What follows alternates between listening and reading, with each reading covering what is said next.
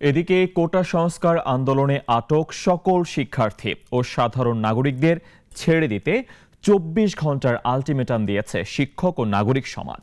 এছাড়াও আন্দোলনরত শিক্ষার্থীদের ৯ দফা দাবির সঙ্গে সংহতি প্রকাশ করে মানববন্ধন করেছে শিল্পী সমাজ ও স্থপতিরা। সাইফুল শাহিনের রিপোর্ট। পূর্ব ঘোষিত নিপীড়ন বিরোধী কর্মসূচি পালন করতে ঢাকা বিশ্ববিদ্যালয় ক্যাম্পাসে জড়ো হতে থাকেন শিক্ষকরা।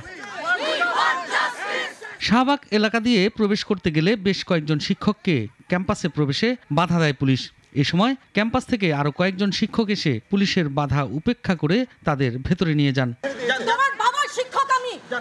প্রক্টর অফিস থেকে কি বলা হয়েছে তার চাইতে কম কিন্তু আমাদের এখানে উপস্থিতিটা নয়, কাজেই আমাদেরকে যেতে দিতে হবে, কারণ এই বিশ্ববিদ্যালয়ে ১৪৪ ধারা জারি না। তারা আমাদের পরিচয়, নাম, ঠিকানা, বাপ মা, পেশা সব পুঙ্খানুপুঙ্খানুভাবে জানতে চাচ্ছে। আর যারা আমাদেরকে জিজ্ঞেস করতেছে আপনারা যেতে পারবেন না, তাদের পরিচয় আমরা জানি না।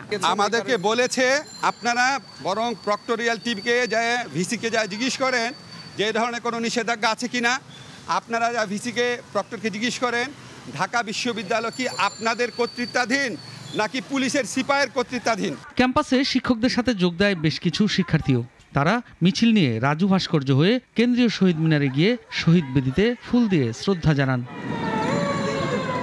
বেলা ২:৩০টার দিকে শিক্ষকরা ও বেশ কয়েকজন বিশিষ্ট নাগরিক ডিবি কার্যালয়ের সামনে মানববন্ধন করেন। সারা দেশে আটক সকল শিক্ষার্থী ও সাধারণ নাগরিকদের ছেড়ে দিতে ২৪ ঘন্টার আলটিমেটাম দেন। এখনো অনেক নিরপরাধ ছাত্র, শিক্ষক এবং জনগণ, কর্মজীবী মানুষ বিনা বিচারে এখনো আটকে আছে। সেই জন্য আমরা সন্তুষ্ট নই। তাদের সকলকে অনতিবিলম্বে মুক্তি দিতে হবে। যাদেরকে জেলে রাখা হয়েছে, যাদেরকে গুম করা হয়েছে, সারা দেশে সবাইকে একদম এক্ষুনি ছেড়ে দিতে হবে। এটাই আমাদের আজকের জনসভা থেকে আজকে এটাই আমাদের দাবি।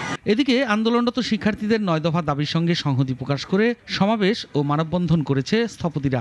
রাজধানীর আগারগাঁওয়ে এই মানববন্ধন হয়। এছাড়াও রাজধানীর ফার্মগেটে শিল্পী সমাজের ব্যানারে সমাবেশ হয়। সাইফুল শাহিন, নাগরিক, Dhaka. Walton air conditioner exchange অফারে স্প্লিট এসিতে ২৩,০০০ টাকা পর্যন্ত নিশ্চিত ছাড়।